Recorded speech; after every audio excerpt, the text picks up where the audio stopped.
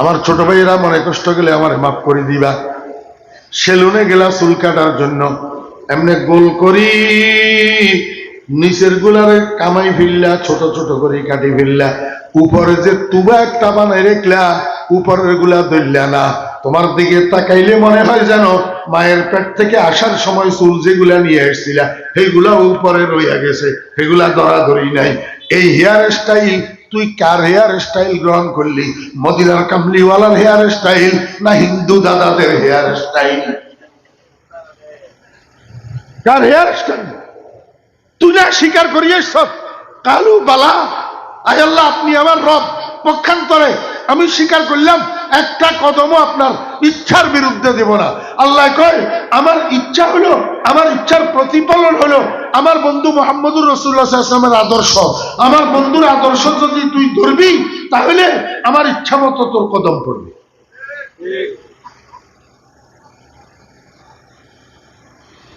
আল্লাহ পাক রব্বুল আলামিন কয়, এই বনি আদম, এই বনি আদম, দুনিয়াতে যাইবা, দুনিয়াতে যাইবা, এই যে স্বীকার করি যাইতেছ এটার উপরে মুস্তাকিম থাকবা, মুস্তাকিম। এই যে স্বীকার করি গেলা আমি তোমার রব, এটার উপরে অটল থাকবা, অবিচল থাকবা। সুম্মাস্তাকামু। আল্লাহর হাবিব জনাব রাসূলুল্লাহ সাল্লাল্লাহু আলাইহি ওয়াসাল্লামকে জিজ্ঞাসা করলাম, ইয়া রাসূলুল্লাহ, আমি মৃত্যুশয্যায় শায়িত অবস্থায় ফেরেশতার থেকে অভয় বাণীটা শোনার জন্য, ফেরেশতার থেকে জান্নাতের সুসংবাদ পাওয়ার জন্য আমাকে আল্লাহ অটল থাকতে কইছে। এখন ইয়া রাসূলুল্লাহ, আপনার কাছে পরামর্শ চাই, আমি কেমনে অটল থাকতে পারবো আমার সেই স্বীকারোক্তির উপর? নবীজি কয়, ইস্তাকিমু ওয়ালান তুরসু। আমার উম্মতরা, তোমরা তোমাদের স্বীকারোক্তির উপরে অটল থাকো, ঈমানের উপরে অটল থাকো, ইসলামের উপরে অটল থাকো, ধর্মের উপরে অটল থাকো, সুন্নতের উপরে অটল থাকো। যেই দিক থেকে যত ঝড় ঝাপটা আসুক না কেন, যেই দিক থেকে যত ধাক্কা ধাক্কি আসুক না কেন, যেই দিক থেকে যত বুলেট আর বোমা আসুক না কেন, তুমি আমি মুহাম্মদুর রাসূলুল্লাহ সাল্লাল্লাহু আলাইহি ওয়াসাল্লামের সুন্নতের উপরে অবিচল থাকবা, সুন্নতের থেকে বিচ্যুত হইতে পারবা না। আরে যুবকেরা, তরুণেরা, এখনো যারা বিয়ে করিস নাই, আমি তোদেরকে বলবো, বিয়ে করার সময় হাতে মেহেদি লাগাইবি না, তোর বাড়িতে গায়ে হলুদের অনুষ্ঠান করবি না। এতে কইরা তোর দুলাভাই বেজার হইয়া যাক, এতে কইরা তোর আব্বা বেজার হইয়া যাক, এতে কইরা তোর ভাই বেজার হইয়া যাক। তুই সবাইরে বলে দিবি, বনকে দিওয়ানা করেঙ্গে খলকে কো দিওয়ানা হাম, বরসরে মিম্বর সুনায়েঙ্গে তেরে আফসানা হাম। আব্বা, আপনি বেজার হইয়া যান, দুলাভাই আপনি বেজার হইয়া যান, বড় ভাই আপনি বেজার হইয়া যান। আমি সবাইকে বেজার করতে পারবো, কিন্তু মদিনার কামলিওয়ালাকে বেজার করতে পারবো না।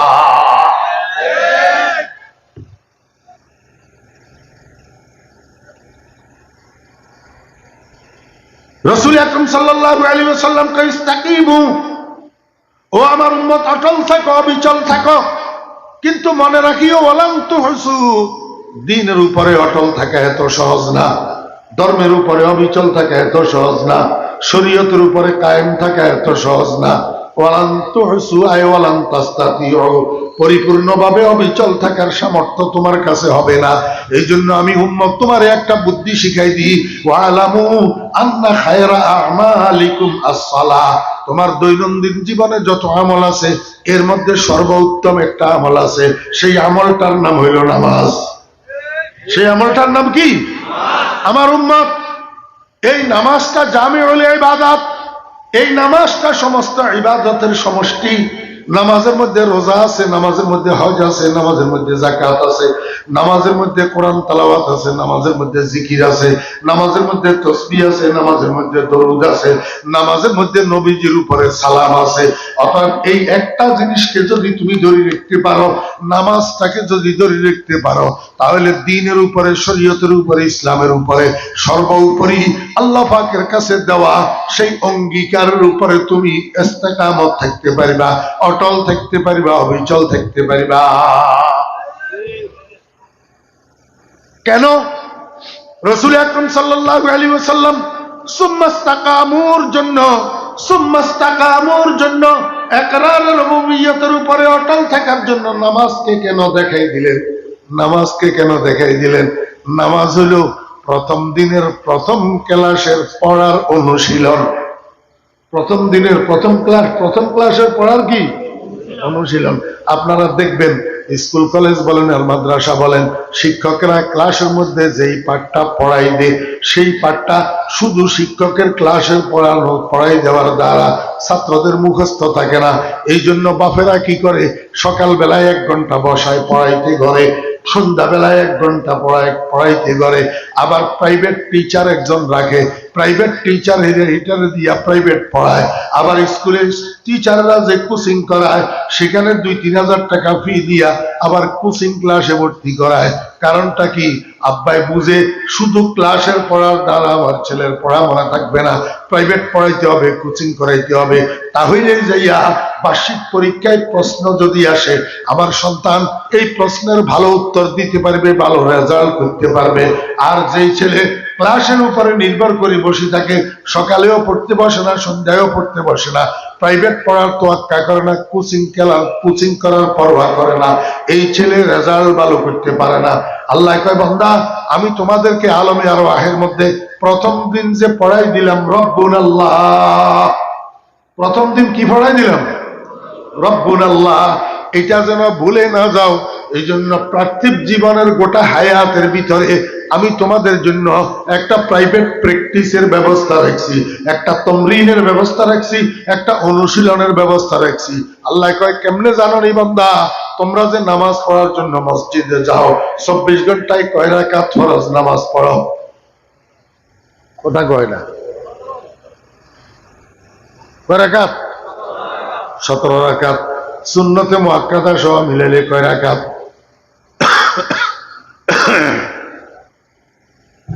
হিসাব করেন। ফজরে 4 রাকাত, ফজরে 4 রাকাত, যোহরে 10 রাকাত, যোহরে কয় রাকাত? 10 রাকাত। 10 আর 4 আসরে 4 রাকাত, কয় রাকাত? 18। মাগরিবে 5 রাকাত, কয় রাকাত? 23। এশায় 4 দিয়ে 6 3 9, 23 আর 9 কত? কত? 32। তাহলে সুন্নতে মুআক্কাদা বিতির সহ 24 ঘন্টায় মোট নামাজ কয় রাকাত? 32 রাকাত। কয় রাকাত? 32 রাকাত। আল্লাহ কয়, বান্দা এই 32 রাকাত যে তুমি নামাজ পড়ো, প্রতি রাকাতে তোমার 3টা পজিশন। প্রতি রাকাতে তোমার কয়টা পজিশন?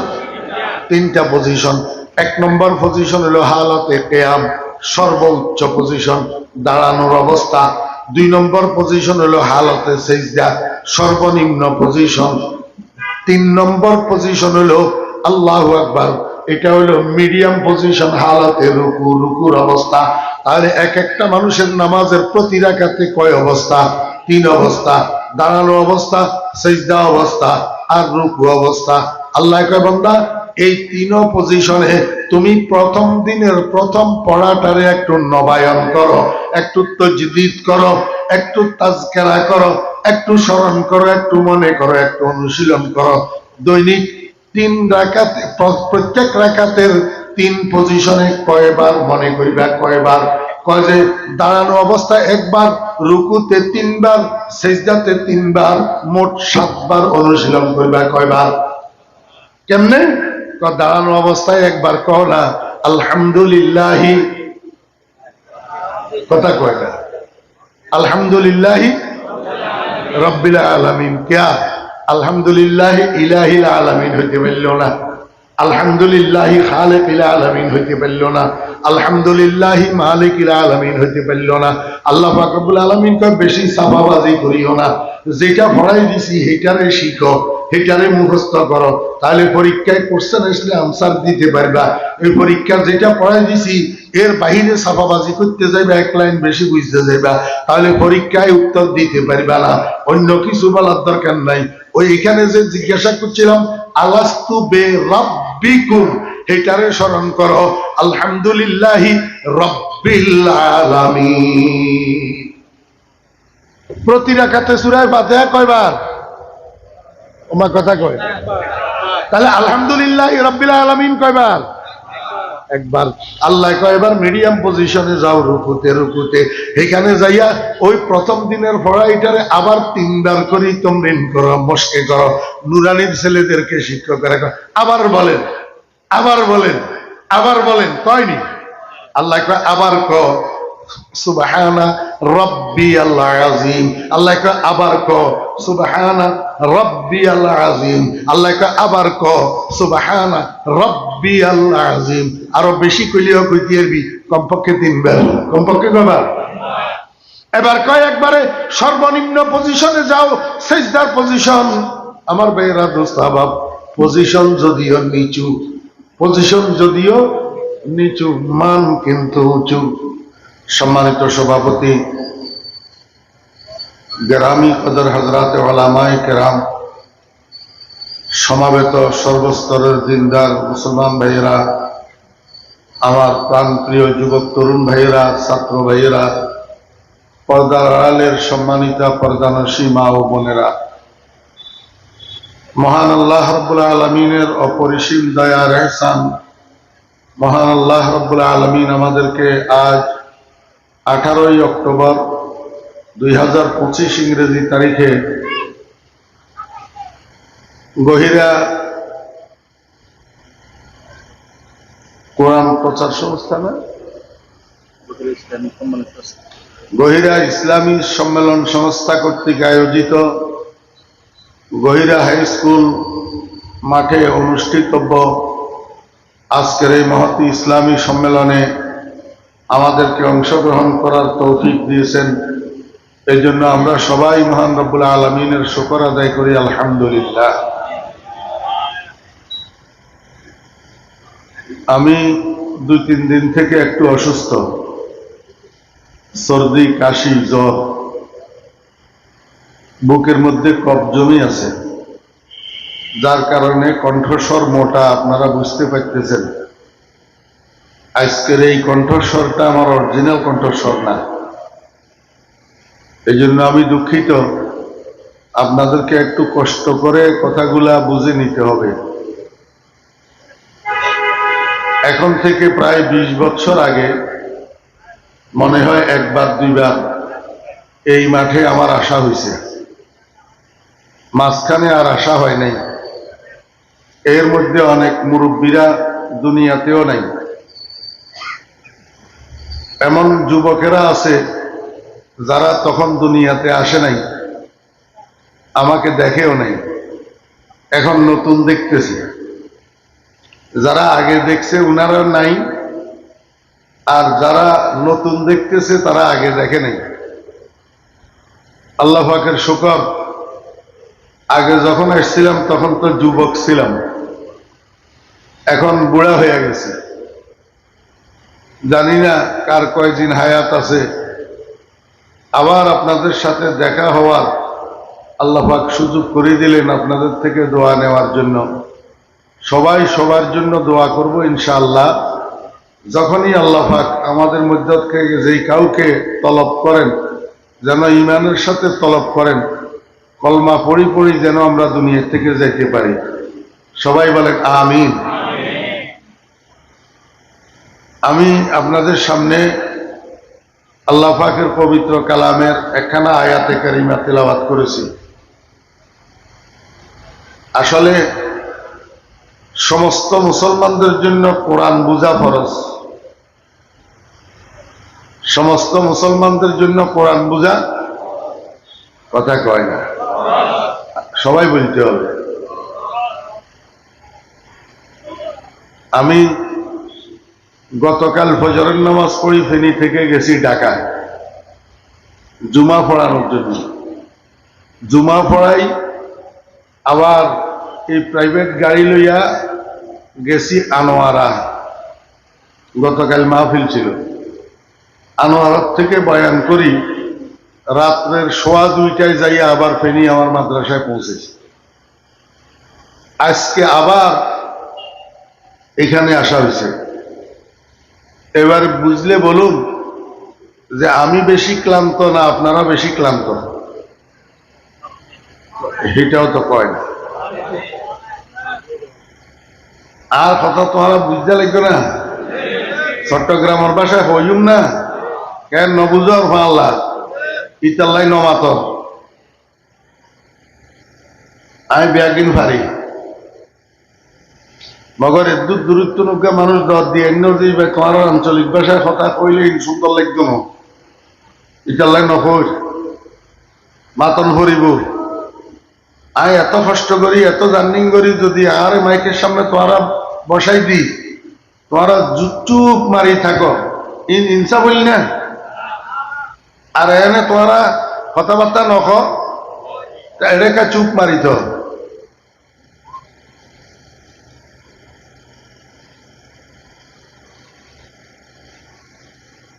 সমস্ত মুসলমানের উপর কোরআন বুঝা ফরজ কিন্তু আমরা বলা বাহুল্য 97% মুসলমান বর্তমান সময়ে কোরআন বুঝি না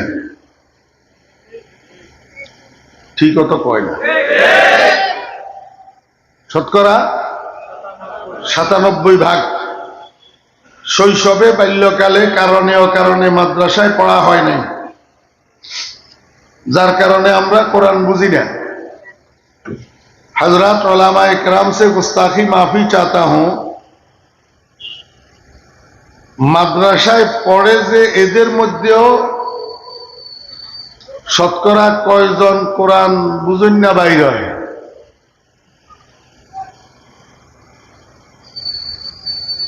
কোরআন বুঝেন না মানুষের সংখ্যা খুব কম এই জন্য আমাদের ওলামা ইকরামরা আপনাদের সহযোগিতায় এই মাহফিলগুলোর আয়োজন করে উদ্দেশ্য হলো আপনাদেরকে কোরআন বোঝানো একদিনের একটা মাহফিলে 30 পারা কোরআন তো আর বোঝানো যাবে না এই জন্য ওলামা ইকরামরা যারা দাওয়াত দেন যাদেরকে ওনারা এক একজনে এক একটা দুইটা তিনটা আয়াত তেলাওয়াত করে এগুলার অনুবাদ করে কিছু ব্যাখ্যা বিশ্লেষণ করে আপনাদেরকে বোঝানোর চেষ্টা করে কিন্তু তিক্ত হলেও সত্য আমরা সারা জীবন মাহফিলে মাহফিলে যাই বয়ান শুনি কিন্তু সারা জীবনে মিলাইয়া একটা আয়াত শিখতে পারি নাই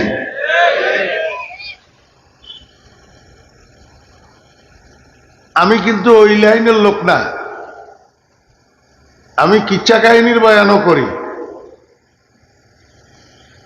ওই যৌবন থেকে হাটাদারি কলেজ মাঠে 2008 সালে ইউসুফ জোলেখার বয়ান করছিলাম ওরে বাপরে বাপ গোটা ওয়ার্ল্ডে ভাইরাল হয়েছে সারা ওয়ার্ল্ডে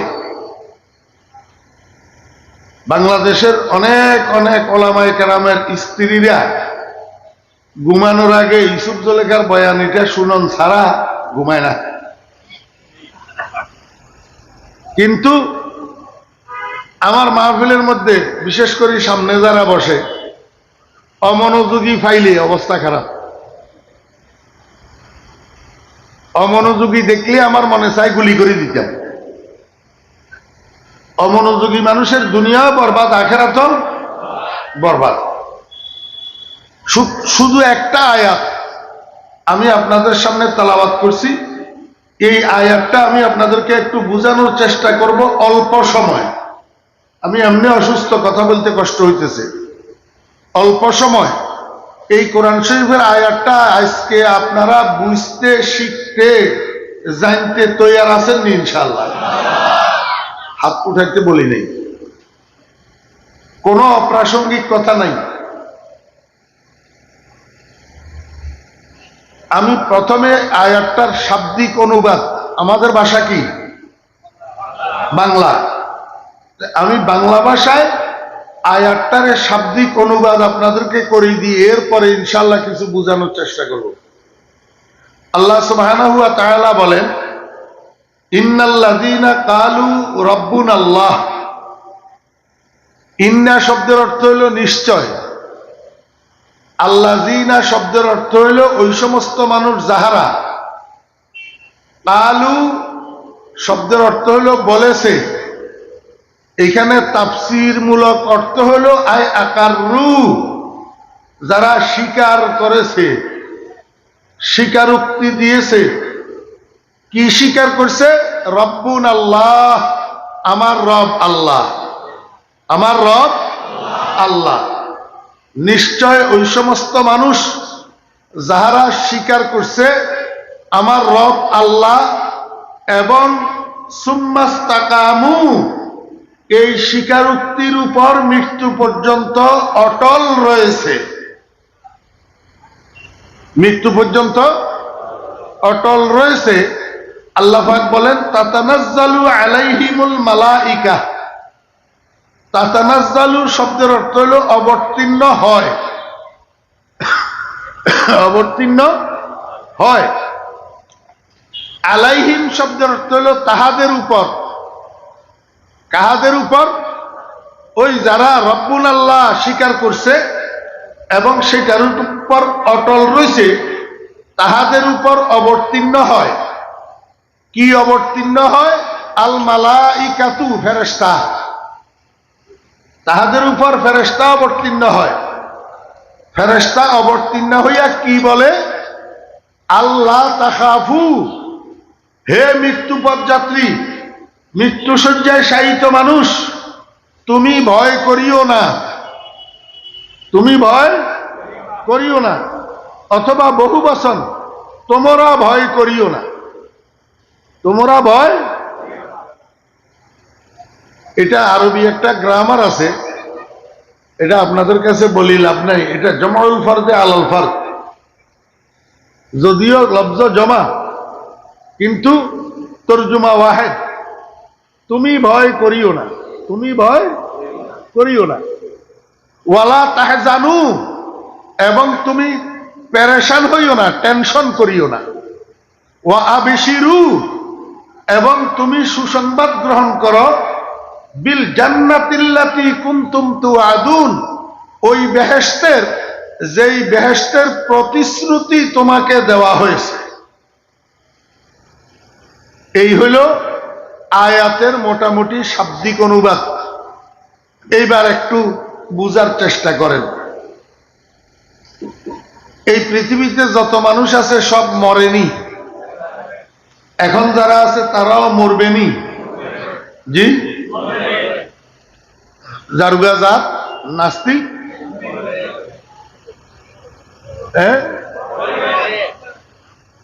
আল্লাহ আছে যে এটারে অস্বীকার করে, কিন্তু মরণের অস্বীকার করে না। আল্লাহ আছে যে এটারে কি করে? অস্বীকার করে।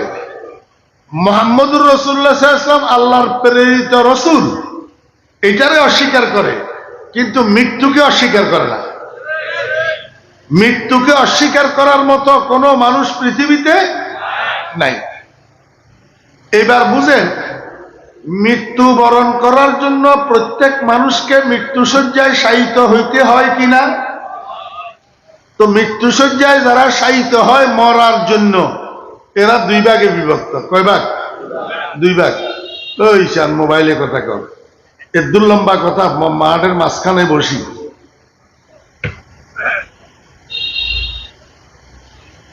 अपने भी खफा मुझसे है बेगाना बिना खुश, अपने भी खफा मुझसे है बेगाना बिना खुश, मैं ज़हर हलाल को कभी कह न सका कम। जिगर मुरादाबादी रहमतुल्लाह अलैह, हजरत थानवी रहमतुल्लाह अलैह मुरीद ছিলেন, ইংরেজি শিক্ষিত। আমি চাইছিলাম যে আজকে অপ্রাসঙ্গিক কথা না কই, তারপরেও মানুষের কারণে দুই একটা বলতে হয়।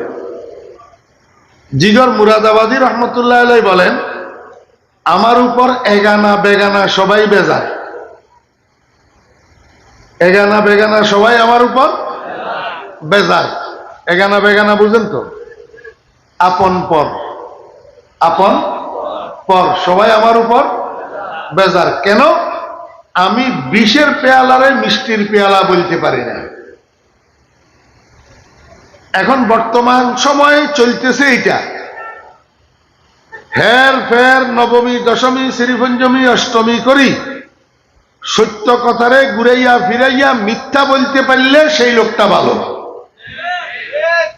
বাস্তব কথাটারে ঘুরাইয়া ফিরাইয়া অবাস্তব বলতে পারলে সেই লোকটা ভালো। আমি তো সেটা পারি না, এই জন্য এগানা বেগানা সবাই আমার উপরে বেজার। আপনি भी खफा मुझसे है बेगाना बिना खुश मैं इजहार हला हल को कभी कह न सका कम।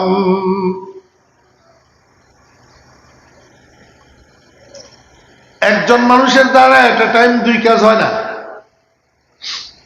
পরীক্ষা করে দেখিয়ে, আপনি একটা তসবির ছড়া হাতে নেন আর আরেকজনের সাথে সামনাসামনি কথা বলেন, এদিকে তসবি টানেন, হয় কথা বন্ধ হবে, না হলে তসবি টানা বন্ধ হবে। দুইটা একসাথে চলবে না, ঠিক না? বা ঠিক কর, পরীক্ষা করে দেখিয়ে। ঠিক তদ্রুপ বয়ান শোনার জন্য বসছেন, বয়ান শুনবেন, মোবাইল টিপি করবেন না। মোবাইল টিপি করবেন, বয়ান শোনা হবে না, দুই কাজ একসাথে হয় না। এই কারণেই তো আমরা সারা জীবন ওয়াজ শুনি, কোনো পরিবর্তন আসে না। ওয়াজ শোনার আগের দিনও মিথ্যুক, পরের দিনও মিথ্যুক।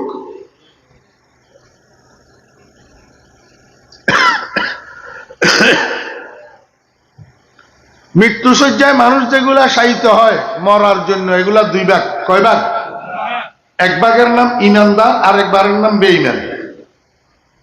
এক ভাগের নাম ইমানদার, আরেক ভাগের নাম বেঈমান। আজকে আমরা এখানে যে আলোচনা করতেছি, এই আলোচনা বেঈমান নিয়া নয়, ইমানদার নিয়া। কি নিয়া? ইমানদার নিয়া। আল্লাহকে রব মানে কারা? ইমানদার না বেঈমানে? কিন্তু স্বীকার করছে সবাই, স্বীকার করছে সবাই। একটু পরে বুঝবেন। এখন মৃত্যুপথ যাত্রী মানুষ যেটা ইমানদার, এইটার সামনে আজরাইল যখন আসে রুহু নেওয়ার জন্য, তা আজরাইলের অরিজিনাল একটা বডি আছে, আছে না নাই? জিব্রাইলের অরিজিনাল একটা বডি আছে, আছে না নাই? আমাদের মতো এরকম বডি নেই। ওরে বাপ রে বাপ! জিব্রাইল নামের ফেরেশতা, এটার 600 ডানা আছে। কয়শত ডানা? প্লেনের ডানা দেখছেন নি? জিব্রাইল নামের ফেরেশতা, এটার 600 ডানা আছে। একটা ডানা এত বড় এবং এত শক্তিশালী যে একটা ডানা দিয়া সাতবক জমিনের এমনি করে উঠাই উল্টাই দিতে পারে, একটা ডানা দিয়া। ইসরাফিল নামের যেই ফেরেশতা, কিয়ামতের আগে দি সিংহার মধ্যে ফুঁক দিবে। সিংহার মধ্যে কি দিবে? ফুঁক দিবে। এই বেড়াইটা কত বড় জানেননি? বেড়াইটার হাতের মধ্যে বলে বাঁশি একটা, সিংহা যেটারে কয় আরবিতে কয় সুর।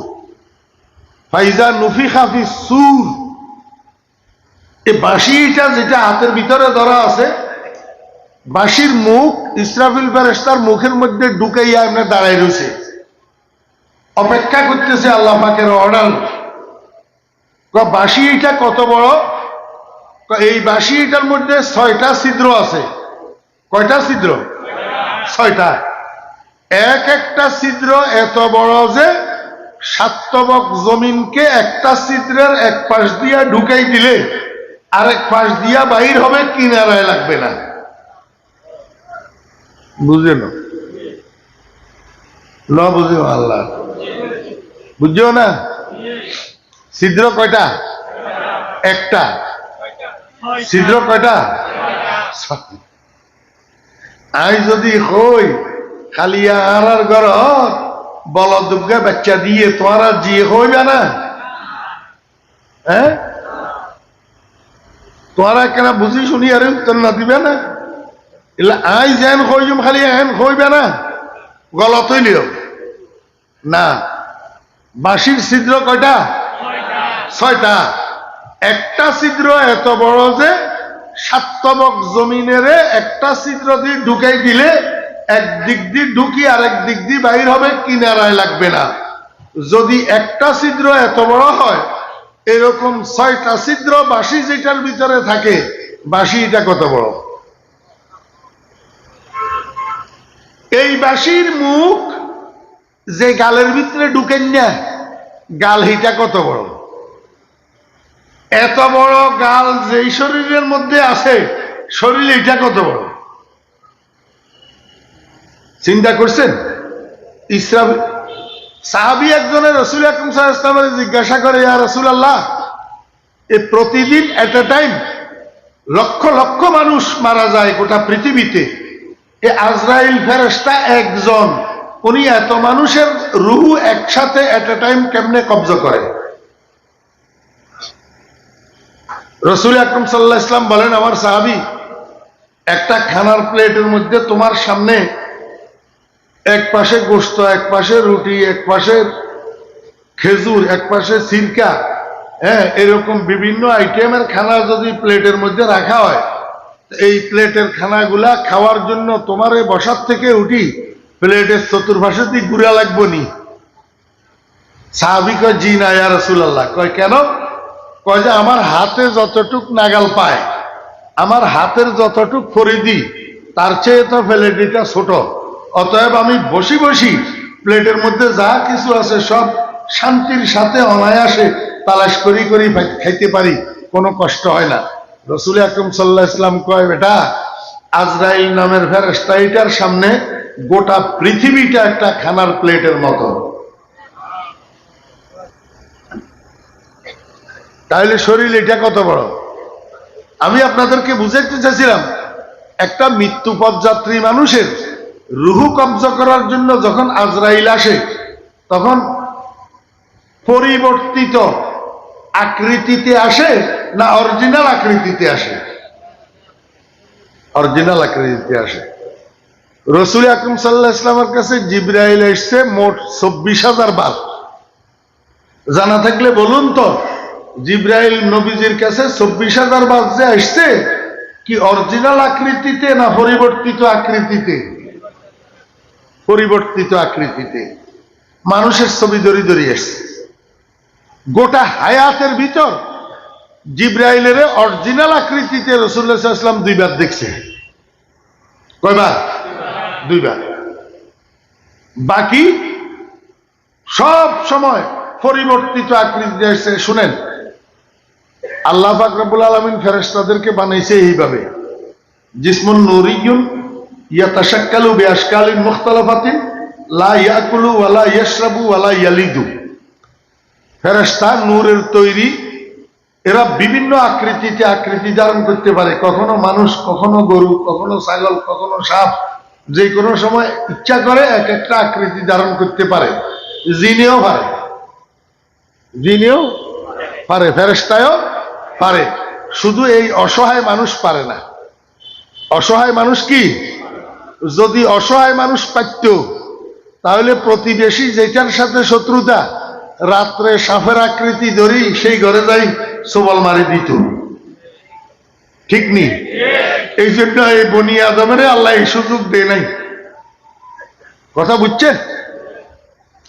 এখন আজরাইল রূহ নেওয়ার জন্য যখন মৃত্যুপথযাত্রী মানুষটার পাশে আসি বসে, তো চেহারার দিকে মানুষ এটা যখন তাকায় আটকি উঠে, ওরে বাপ, এটা কি, এটা এটা কি, এটা কি, ওরে বাপরে, ভয়ে তটস্থ হয়ে যায় আজরাইলের চেহারা দেখে। চোখ বড় বড় হয়ে যায়, চোখ কি হয়ে যায়? মৃত্যুর পরে ডাক্তাররা যখন একটা মানুষের ডেথ কনফার্ম করতে পারে না, তখন চোখের এমনি ফাঁক করি চোখের রাজা দেখে অরিজিনালের উপরে আছে না বড় হয়ে গেছে। যদি দেখে বড় হয়ে গেছে তো বুঝে মরে গেছে। এখন মৃত্যুপথযাত্রী মানুষ এটা ইমানদার হইলেও, আমলওয়ালা হইলেও, নেককার হইলেও, আজরাইলের দেখি সবাই ভয় পাই যায়। সবাই কি পাই যায়? ভয় পায়। এই সময়ের মধ্যে আজরাইল ছাড়া আরেকটা রহমতের ফেরেশতা মৃত্যুসজ্জার আরেক পাশে দিয়ে আসি বসে। রহমতের ফেরেশতা আজরাইল নি? কথা বুঝে না? আজরাইল নি না, আরেকজন ফেরেশতা মৃত্যুসজ্জার পাশে দিয়ে আসি বসে। বসি মৃত্যুসজ্জায় শায়িত মানুষ এটা এখনো মরছেনি। কথা না হয়, এখনো মরছে, এখনো জিন্দা তো, এখনো কি জিন্দা। এই জিন্দা অবস্থায় ওই রহমতের ফেরেশতা এটা কয়, ও খোদার বান্দা, আল্লাহ তাখাফু ওয়ালা তাহজানু ওয়া আবশিরু বিল জান্নাতিল্লাতী কুনতুম তুআদুন। আয় আল্লাহর বান্দা, ও ঈমানদার, আজরাইলের চেহারা যত ভয়ঙ্কর হোক তাতে তোমার কি? তুমি কেন ভয় পাইতেছ? তুমি ভয় পাইও না। আজরাইলের চেহারা যত ভয়ঙ্কর হোক না কেন তাতে তোমার কি? তুমি কেন টেনশন করতেছ? তুমি টেনশন লইও না। ওয়ালা তাহজানু ওয়ালা, আজরাইলের চেহারা যত ভয়ঙ্কর হোক না কেন তাতে তোমার কি? তুমি তো ঈমানদার। তোমার এলাকার মানুষ একসাথ হইয়া তোমাকে দাফন করে দিবে। দাফন করে দিয়ে আসার সাথে সাথে তোমার কবরটা জান্নাতের বাগান হইয়া যাবে। কবরটা কি হয়ে যাবে? অতএব তুমি জান্নাতের সুসংবাদ গ্রহণ করো।